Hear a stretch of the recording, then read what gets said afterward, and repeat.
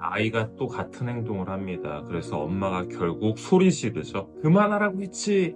그리고 조금 지나면 엄마 마음속에 바로 이런 생각이 올라옵니다. 아, 내가 또 화냈다. 나는 왜 이렇게 화를 못 참지? 좋은 엄마가 되기엔 난 너무 부족한 것 같아. 그래서 많은 엄마들이 매일 자책을 합니다. 근데 이상한 건 엄마가 그렇게 자책을 하고 결심해도 아이 행동은 바뀌지 않는다는 겁니다. 그래서 다음날 또 같은 일이 벌어지고 엄마는 또 화를 내고 또 자책합니다. 이게 바로 많은 엄마들이 빠져있는 육아의 악순환입니다. 여러분, 오늘 영상에서는 왜 엄마들이 이 자책의 늪에서 빠져나오지 못하는지, 그리고 흔들리지 않는 방법이 무엇인지 근본적인 이야기를 해보도록 하겠습니다.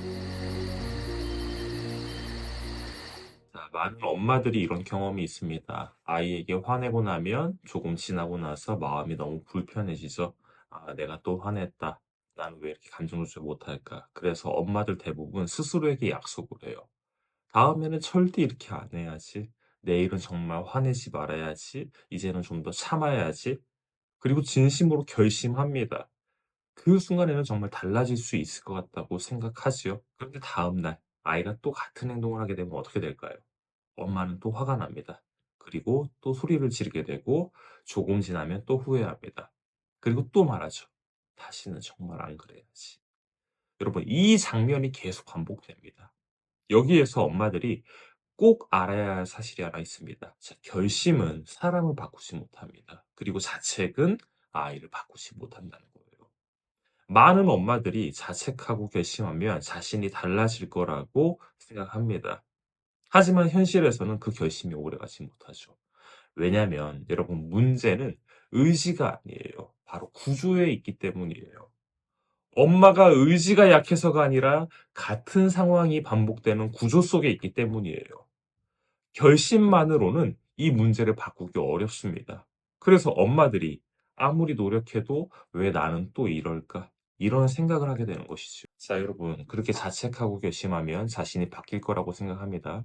하지만 심리학 연구를 보면 사람의 행동은 결심만으로 절대 바뀌지 않습니다. 심리학자 로이 바우마이스터는 의지력 연구에서 이런 이야기를 합니다. 의지력은 제한된 자원이다. 예, 사람은 의지만으로 행동을 바꾸려고 하면 처음에는 가능하지만 이 감정이 올라오는 상황에서는 쉽게 무너져요. 그래서 다시는 화내지 말아야지라는 결심은 현실 상황 속에서 오래 유지되기 어렵습니다. 또 하나 중요한 연구가 있어요. 심리학자 알버트 반두라는 사람의 행동 변화를 설명하면서 자기 효능감 개념을 이야기합니다. 사람은 반복해서 실패 경험을 반복하게 되면 점점 이런 생각을 하게 되는 거예요. 나는 잘 못한다. 나는 안 되는 사람이다. 자, 이렇게 되면 사람은 점점 자기 자신을 못 믿게 되겠죠? 행동도 더 쉽게 포기하게 됩니다. 육아에서도 마찬가지예요. 아이 문제 상황이 반복될수록 엄마는 점점 이렇게 느끼게 됩니다. 나는 좋은 엄마가 아닌 것 같다. 이 생각이 강해질수록 엄마의 스트레스는 커지고 감정 반응도 더 예민해집니다. 실제로 부모 스트레스 연구에서 비슷한 결과가 나오죠. 부모 스트레스를 연구했더니 부모 스트레스를 높이는 가장 큰 요인 중 하나가 아이의 행동 자체보다 내가 부모 역할을 잘못하고 있다는 생각이라고 설명합니다. 즉, 아이 문제는 엄마를 자책하게 하고 이건 자신감을 저하시키고 감정 반응을 증가하게 만듭니다. 이 구조가 만들어지는 거예요. 그래서 엄마가 아무리 결심하고 자책을 반복해도 이 패턴이 바뀌지 않으면 같은 상황은 계속 반복되는 거예요. 자, 여러분, 왜 결심이 우리를 바꾸지 못할까요? 자, 그 이유는 사람의 행동은 결심이 아니라 생각과 감정의 구조에서 나오기 때문이에요. 자, 우리는 보통 이렇게 생각합니다. 내가 화를 내는 이유는 내가 참지 못해서이다. 그래서 더 강하게 결심합니다. 다음에는 절대 화내지 말아야지. 하지만 실제로는 사람의 행동은 이런 구조로 움직입니다. 생각, 감정, 행동. 자, 예를 들어서 아이가 말을 안 들어요. 아이 때문에 내가 너무 힘들죠? 아이를 바로잡아야겠다고 생각합니다. 이 생각이 올라오면 엄마 마음속에 분노와 짜증이 생기는 거예요. 그리고 그 감정이 올라오는 순간 엄마의 행동이 나옵니다. 소리 지르기, 다그치기, 통제하기. 그래서 행동을 바꾸려고 결심해도 그 행동을 만들어내는 생각과 감정이 그대로라면 결국 같은 행동이 반복됩니다. 그래서 여러분, 결심, 실패, 자책, 이 패턴이 계속 만들어지는 거예요. 자, 예를 들어서 이런 상황이 있어요. 아이가 숙제를 하지 않습니다. 엄마가 처음에는 좋게 이야기하죠. "숙제해야지." 그런데 아이는 계속 안 해요. 이때 엄마 마음속에서 이런 생각 올라오죠. '얘는 왜 이렇게 말을 안 들을까? 이러다 공부도 안 하겠지? 내가 제대로 키우고 있는 건가?'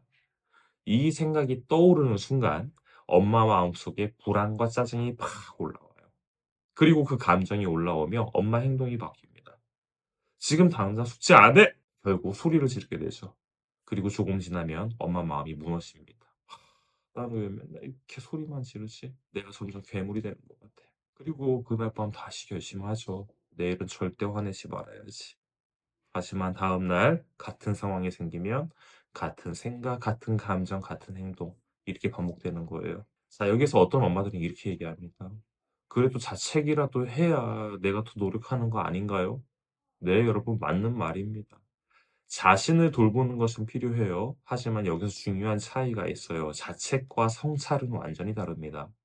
자책은 이렇게 말해요. "나는 왜 이렇게 못할까?" 성찰은 이렇게 묻습니다. "이 상황에서 내가 무엇을 바꾸면 좋을까?" 자, 자책은 사람을 작아지게 만들어요. 성찰은 사람을 움직이게 만듭니다. 여러분, 그래서 자책이 계속되면 엄마는 점점 자신감을 잃지만 성찰이 시작되면 엄마는 방법을 찾기 시작합니다. 자, 그래서 여러분, 엄마에게 필요한 것은 더 강한 결심이 아니에요. 더 깊은 자책도 아닙니다. 자, 필요한 것은 생각을 바꾸는 거예요. 아이의 행동이 반복될 때 이렇게 질문해 보는 거예요. "나는 왜 이 상황에서 화가 날까? 내가 지금 무엇을 두려워하고 있을까?